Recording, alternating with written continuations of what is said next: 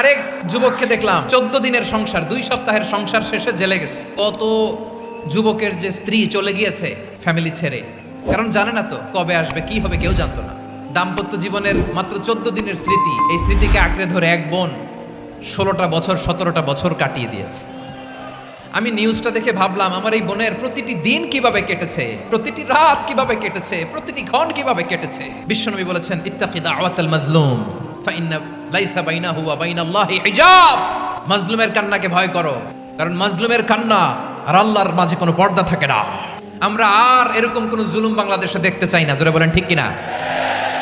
আর কেউ নতুন করে জালিম হোক আপনারা চান? আবার নতুন করে কেউ ফ্যাসিস্ট হোক আপনারা চান? এক দল আরেক দলকে নিশ্চিহ্ন করার রাজনীতিতে মেতে উঠুক, এটা আপনারা চান? আমরা বাংলাদেশকে আদল দিয়ে সাজাতে চাই।